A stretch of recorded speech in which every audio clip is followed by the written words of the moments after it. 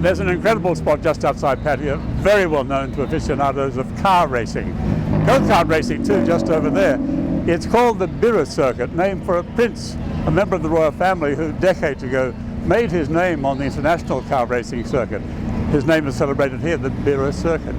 And today they have club racing, and needless to say, in amongst all the noise and the smoke, there are lots of young Thai men racing their cars. And one older gentleman, well known in Pattaya, Doctor Iain Corness.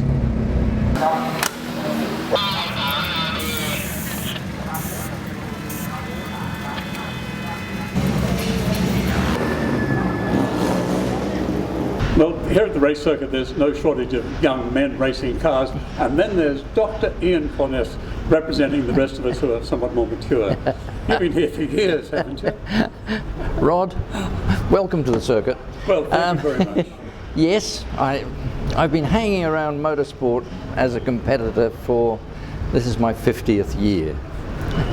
So, I mean, really, motorsport, unfortunately, is 90% frustration and 10% fun. But the fun is so good, you come back for more. Ah, that's what it is. You've often written about it. You're always driving cars. You love cars. Yes. But then you love most things, don't you, including your profession, which really is a doctor. Yes, yes. I am a doctor, and I've been a doctor for about the same length of time as I've been a racer. I don't believe that the two impinge on each other. It's just both part of me. Yeah, like you my have a hat. lot of interests. Like my hat. Yes. That's part of me as well. When did the hat become a part of you, by the way? Right at the very start. I'd come back from Spain with a hat, and I wore that. And then it wore out, and a friend of mine was going to Spain, and he said, "I'll bring you a hat back." I said, "Great," and this is it. Now, when you're actually driving, that's not on as well. No. Just checking. I wear a very expensive Bell helmet. Well, these days, I like to race something of similar era to myself. And I raced Mark I Ford Escorts when they were new, and I'm still racing the rotten things 40 years later. I started racing in Australia. I bought an MGA, a second-hand MGA on hire purchase, having conned a bank manager into giving me money for textbooks. The MGA was irresistible, wasn't it? Absolutely. And then you thought, I'd better race this nice car. No, this was the whole idea right from the very start. Right from the very start. From there, I got a contract with British Leyland when there was a British Leyland, God bless her, and all who sank in her. And I raced MGs for the factory. And I built one which Leyland said was the fastest MGB in the world. Now that's a bit hard to sort of prove or disprove, but it was quicker than the 2-litre Auto Delta Alfa Romeos.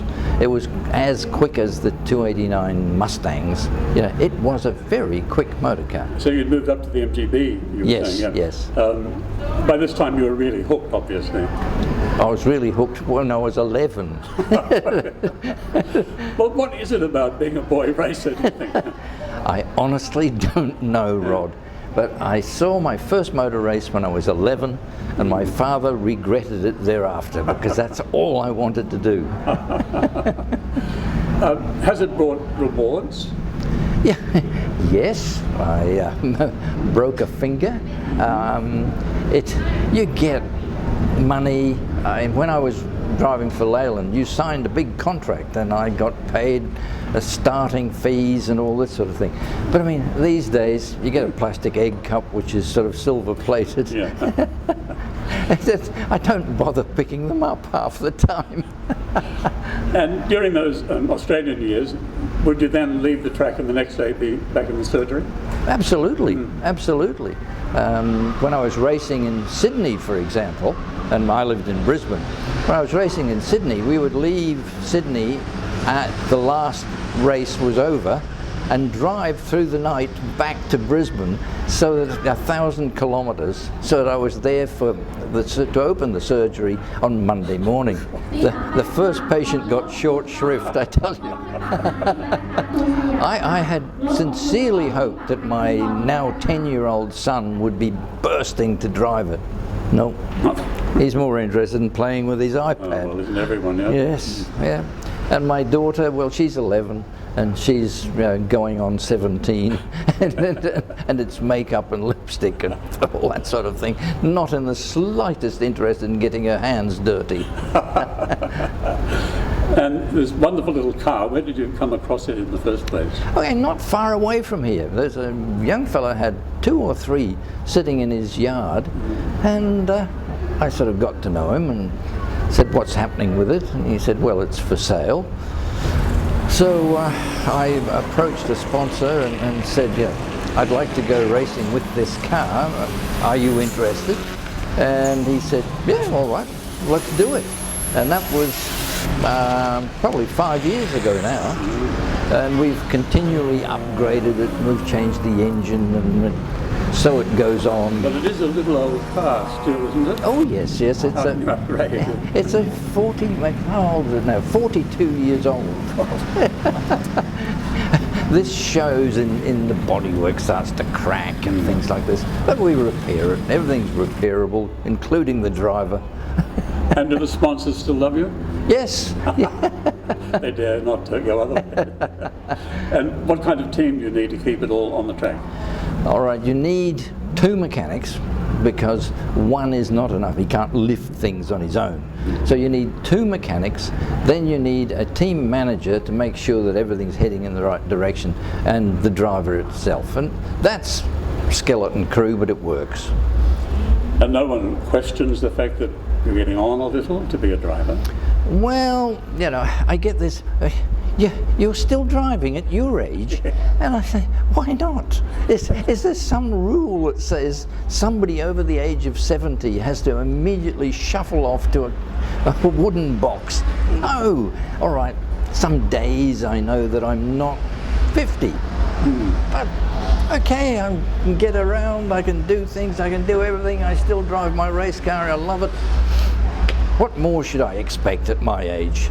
74, I hear. 117.4? That's not bad. No, 74. They say you're 74. Yes, I am. And that hat hides a multitude of sins, doesn't it? What put it on? Yes, I don't know where the hair went to, but it definitely disappeared. As it will again today in that car race. Right.